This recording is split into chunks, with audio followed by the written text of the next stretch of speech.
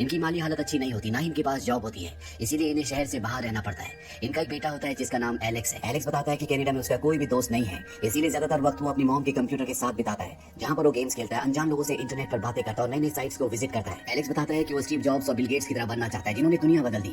Alex internet पर देखता है जहाँ पर उसे पता चलता है कि वहाँ पर ऐसी साइट्स भी है जहाँ पर क्लिक करने से पैसे मिलते हैं, और वो उन साइट्स के जरिए अपनी जिंदगी में पहली बार $140 कमाता है, जिससे वो बहुत खुश होता है। धीरे धीरे वक्त बीतता है और एलेक्स बड़ा हो जाता है। एक शाम को जब एलेक्स घर आता है तो वो देखता है कि उसकी मॉम रो रही है। उसकी मॉम बताती है कि बैंक से उसकी जॉब अब छूट चुकी है, उनके पास घर की किस्त देने के लिए पैसे भी नहीं, उन्हें घर से निकाल दिया जाएगा।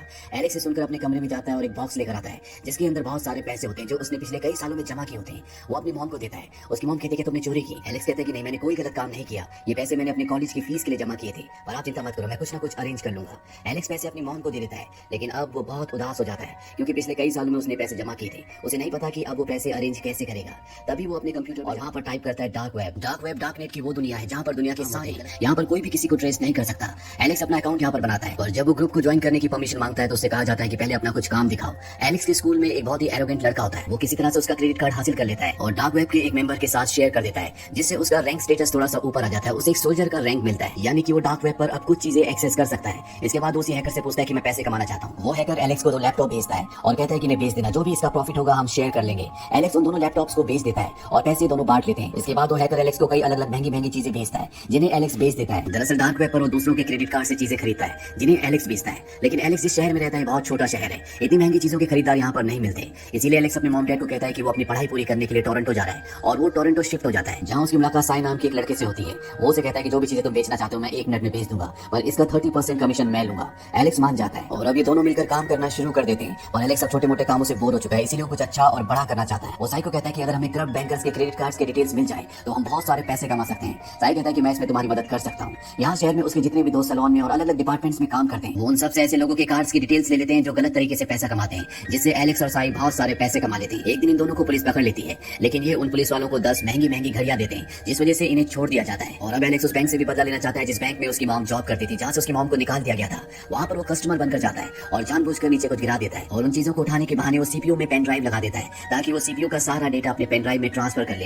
लेकिन बैंक का मैनेजर उसे देख लेता है। वो एलेक्स को कहता है कि पेन ड्राइव तुम्हें कहाँ से मिला। वो उसे अपने कमरे में बुलाता है और उससे कहता है कि तुम्हें सब कुछ कन्फेस करना होगा। शुरू में एलेक्स कुछ भी नहीं बताता, पर जब वो कहता है कि मैं पुलिस को फोन कर रहा हूँ तो एलेक्स उसे सब कुछ बताने के लिए तैयार हो जाता है। एलेक्स कहता है कि मैं बैंक में चोरी करने की कोशिश नहीं कर रहा था, ये सिर्फ एक प्रैंक था। मैंने एक सॉफ्टवेयर बनाया जिससे मैं किसी भी सिस्टम में वायरस डाल सकता हूँ। तुम्हारी बैंक का सॉफ्टवेयर बहुत पुराना है, अगर तुम चाहो तो मैं इसे अपग्रेड कर सकता हूँ। इसे मैं बुलेट प्रूफ बना सकता हूँ ताकि कोई भी कभी भी तुम्हारे सिस्टम को हैक ना कर सके, और ये मैं फ्री ऑफ कॉस्ट करूंगा। इससे तुम्हारे सीनियर्स भी तुमसे खुश हो जाएंगे। बैंक का मैनेजर उसकी बात मान लेता है और वो इन दोनों को बैंक से जाने देता है। और उसी रात को एलेक्स को डार्क वेब पर बहुत सारे नोटिफिकेशन आना शुरू हो जाते हैं। दरअसल किसी ने बात डार्क वेब पर लीक कर दी होती है कि एलेक्स ने बैंक के सिस्टम को हैक करने की कोशिश की, जिससे वो डार्क वेब की दुनिया में बहुत ज्यादा फेमस हो जाता है। इन्हीं नोटिफिकेशंस में एक नोटिफिकेशन जेड की भी होती है। जेड डार्क वेब की दुनिया का सबसे बड़ा हैकर है, आए दिन उसकी खबरें न्यूज में आती रहती है। एलेक्स जब उसका नोटिफिकेशन देखता है तो बहुत खुश हो जाता है। अगली सुबह जब ये उठते हैं तो देखते हैं कि इन्हें एक और लड़की का मैसेज आता है और ये भी डार्क वेब की दुनिया से होता है। इस लड़की का नाम कीरा होता है। एलेक्स कीरा से मिलने के लिए जाता है और उससे अपने साथ काम करने के लिए पूछता है। कीरा मान जाती है और वे तीनों की तीनों एक साथ काम करते हैं। कीरा के पास एक ऐसी मशीन होती है जिससे वो नकली यानी कि डुप्लीकेट क्रेडिट कार्ड्स बना सकती है। वो कई सारे क्रेडिट कार्ड्स बना लेती है जिससे बहुत सारे पैसे कमा लेते हैं और अब इनके पास पैसे बिटकॉइंस में होते हैं। एक ऐसी करेंसी है जिसके बारे में कोई भी रिकॉर्ड नहीं होता, यानी कि सरकार चाहकर भी इनकी बैंक डिटेल्स, इनके पैसों के बारे में पता नहीं लगा सकती। और इसी तरह से काम करते करते बहुत महंगी महंगी चीजें बेचना शुरू करते हैं। यहाँ पर जितने भी क्लाइंट्स होते हैं सब के सब कीरा के होते हैं। और जब भी कीरा से क्लाइंट्स के बारे में पूछते हैं तो कीरा बताती है कि उसके एक अंकल है, वही ये सब कुछ अरेंज करते हैं। ये अपने हैकिंग के काम में इतना आगे बढ़ जाते हैं कि इनके पास फरारी भी आ जाती है। कीरा ही उस फरारी की डील करती है और अब साई को उस पर शक होना शुरू हो जाता है। वो कहता है कि जब ये सब कुछ खुद अपने अंकल के साथ मिलकर कर सकती है तो इसे हमारी जरूरत क्यों है। लेकिन उसकी बात पर एलेक्स ज्यादा ध्यान नहीं देता। इसके बाद ये एक और बहुत बड़ी डील करते हैं जो कि कीरा ही कर रही होती है। साई उसके पास जाता और क्लाइंट्स की डिटेल्स पूछता है। इन तीनों के बीच में आर्गुमेंट्स होना शुरू हो जाते हैं। इन्हीं आर्गुमेंट्स के दौरान साई उस क्लाइंट को हाथ लगा देता है और वो सब के सब गन निकाल देते हैं। ये सब गैंगस्टर्स होते हैं और बात इनके बीच में इतनी खराब हो जाती है कि वो गैंगस्टर्स कहते हैं कि आज की बात तुमने यहाँ पर किसी को भी सामान बेचा तो मैं तुम्हें जिंदा नहीं छोड़ूंगा। इसके बाद ये तीनों की तीनों हांगकांग शिफ्ट हो जाते हैं, जैसा कि कीरा ने इन्हें सजेस्ट किया था। हमेशा से कीरा हांगकांग आना चाहती थी। हांगकांग आने के बाद ये दोबारा नकली क्रेडिट कार्ड से जो खुद इन्होंने अपनी मशीन से बनाए, जिनमें असली कार्ड्स के नंबर होते हैं, उनसे शॉपिंग करना शुरू कर देते हैं। कई बार इन्हें पकड़े जाने के डर से भागना भी पड़ता है। एक रात को तीनों की तीनों नाइट क्लब में जाते हैं जहाँ पर साई की एक लड़के से लड़की की वजह से लड़ाई हो जाती है, जिस वजह से साई और एलेक्स को पुलिस पकड़ लेती है। लेकिन कीरा अपने अंकल की मदद से अगली सुबह इन दोनों को छुड़ा लेती है। और जब कीरा और एलेक्स होटल में बैठे होते हैं तभी वहाँ पर साई आता है। वो एक रात पहले की हरकत के लिए माफी मांगता है। साथ ही उसने यहाँ पर बहुत सारी शॉपिंग की होती है, उसके पास कैश भी होता है। दरअसल उसने एक खास क्रेडिट कार्ड को यूज किया था जो इन्हें उस वक्त मिला था जब ये टोरंटो में थे, जब कीरा इनके साथ काम नहीं करती थी।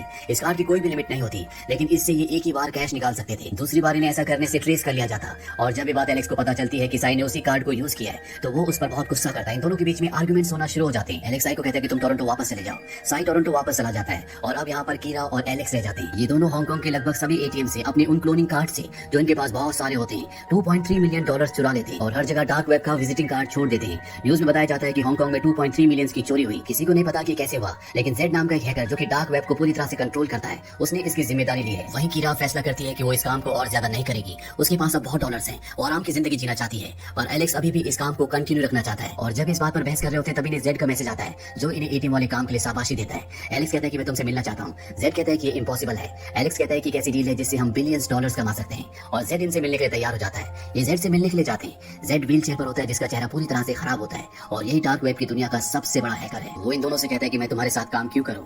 एलेक्स कहता है कि मेरे पास एक ऐसा प्लान है जिससे हम बिलियंस डॉलर्स कमा सकते हैं। वो कहता है कि अगर तुमने कोई भी गलती की तो न सिर्फ तुमको बल्कि तुम्हारे परिवार को, तुम्हारे दोस्तों को, सबको मार दिया जाएगा। एलेक्स अपना प्लान बताकर यहाँ से कीरा के साथ निकल जाता है और जब ये दोनों बाहर अपनी गाड़ी में पहुंचते हैं तभी साई का कॉल आता है और वो एलेक्स से माफी मांगता है। वो कहता है कि मैं हांगकांग आ चुका हूँ, होटल में तुम्हारा इंतजार कर रहा हूँ। तभी उसके कमरे की डोर बेल बजती है। उसे लगता है कि एलेक्स और कीरा आ गए, पर जब वो दरवाजा खोलता है तो वहाँ पर वो नहीं बल्कि कोई और होता है। ये वही लोग होते हैं जिनका कार्ड पिछली बार साई ने यूज किया होता है, जिस कार्ड की वजह से एलेक्स और साई के बीच में लड़ाई हुई होती है। अब कुछ देर बाद होटल के कमरे में कीरा और एलेक्स भी पहुंच जाते हैं। वो देखते हैं कि उनके दोस्त को किसी ने मार दिया। एलेक्स इस बात से बहुत दुखी होता है, पुलिस को कॉल करना चाहता है, पर कीरा उसे समझाती है कि हम ऐसा नहीं कर सकते, अगर हमने ऐसा किया तो हम पकड़े जाएंगे। इसीलिए इन दोनों को होटल छोड़कर वहां से जाना पड़ता है। अगले दिन सेट का कॉल आता है और वो कहता है कि मैं इस काम को पूरा करना चाहता हूँ और अब ये अपनी प्लानिंग को अंजाम देना शुरू करते हैं। एलेक्स और कीरा एक रूम में जाते हैं जहाँ पर पहले से लोग कंप्यूटर पर बैठे होते हैं। वहीं जेड को दिखाया जाता है जो अपनी स्क्रीन पर शेयर मार्केट देख रहा होता है। वहीं न्यूयॉर्क में फेडरल रिजर्व बैंक के चेयरमैन को दिखाया जाता है जिसकी वजह से पूरी मार्केट आज स्टेबल है। उसे जेड के लोग गोली मार देते हैं और जैसे उसे गोली लगती है एलेक्स, कीरा और उनकी पूरी टीम इस खबर को पूरी दुनिया में इंटरनेट के थ्रू फैलाना शुरू कर देते हैं। न्यूज चैनल पर भी यही न्यूज चलना शुरू हो जाती है जिस वजह से बड़े बड़े देश के बड़े बड़े उद्योगपति अपने शेयर्स कम दामों में बेचना शुरू कर देते हैं और इस तरह से मार्केट क्रैश हो जाता है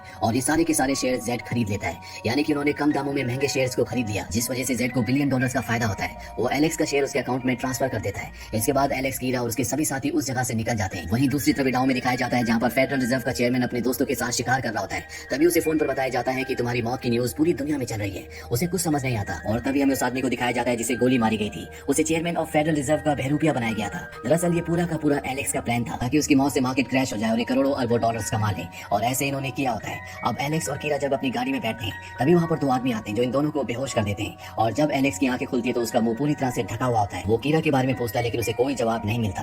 वहाँ पर जो आदमी बैठा होता है उसे कॉल आता है, उसे कहा जाता है कि इसे छोड़ दो। वो एलेक्स को बेहोशी का इंजेक्शन लगाकर वहाँ से निकल जाता है। एलेक्स को जब होश आता है तो देखता है कि उसका लैपटॉप टूटा हुआ है, उसके पर्स से सब कुछ गायब है। वो किसी तरह से शहर वापस आ जाता है। वो कीरा को कॉल भी करता है लेकिन उसका नंबर ऑफ होता है। वो कई दिनों तक कीरा को ढूंढता रहता है और एक दिन वो साइबर कैफे जाता है जहाँ पर वो डार्क वेब की वेबसाइट को खोलने की कोशिश करता है और वो वेबसाइट सीज कर दी गई होती है। इसके बाद वो इंटरनेट पर न्यूज देखता है जिसमें बताया जा रहा होता है कि जेड को, जो कि दुनिया का सबसे बड़ा हैकर है, उसे गिरफ्तार कर लिया गया। उसके ऊपर कई आरोप है। साथ ही उसकी साथी कीरा जो भागने की कोशिश कर रही थी उसकी गोली लगकर मृत्यु हो गई।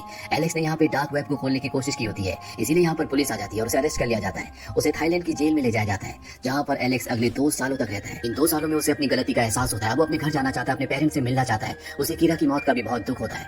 उसे जेल से 2 साल बाद रिहा कर दिया जाता है और जब वो बाहर निकलता है तो सामने गाड़ी में एक लड़की होती है और ये और कोई नहीं बल्कि कीरा होती है। कीरा को जिंदा देखकर वो हैरान हो जाता है। कीरा यहाँ पर उसे सब कुछ बताती है। वो कहती है कि जिस अंकल के बारे में मैं तुम्हें बार बार कहती थी वो और कोई नहीं बल्कि वही बैंक का मैनेजर था जिसने एक बार तुम्हें पेन ड्राइव के साथ पकड़ लिया था। दरअसल पहले मैं जेल में थी। वो मैनेजर एक दिन जेल में मुझसे मिलने के लिए आया। उसने FBI के साथ जेड को पकड़ने का एक प्लान बनाया था। उस प्लान में उसने मुझे भी शामिल कर लिया। बदले में मेरे सारे क्राइम रिकॉर्ड्स को पूरी तरह से हटाने का वादा किया, इसीलिए मैं उस प्लान में शामिल हो गई। उसने मुझे तुम्हारी फाइल भी दी। उसने कहा कि इस लड़के को अपने साथ शामिल कर लेना। इसके बाद मैं तुमसे मिली जहाँ मैंने तुम्हें हांगकांग जाने के लिए कहा पर तुम नहीं जाना चाहते थे। इसीलिए वो लोग जिन्होंने हम पर गन तानी थी वो भी इस प्लान का हिस्सा था ताकि तुम हांगकांग चलने के लिए तैयार हो जाओ जहाँ पर जेड रहता था ताकि हम उसे पकड़ लें। और आगे की सारी बात तो तुम जानते ही हो। एलेक्स कहता है कि तुमने मुझसे झूठ कहा। कीरा कहती कि मैंने तुम्हें कभी झूठ नहीं कहा। मैं कई बार तुम्हें सब कुछ बताने की सोच भी रही थी लेकिन मैं बता नहीं पाई। इसके बाद वो उसे उसका असली पासपोर्ट देती है और कहती है क्या तुम मेरे साथ घर चलना चाहोगे। और ये दोनों गाड़ी में बैठकर एक ईमानदारी की अच्छी जिंदगी जीने के लिए निकल पड़ते हैं।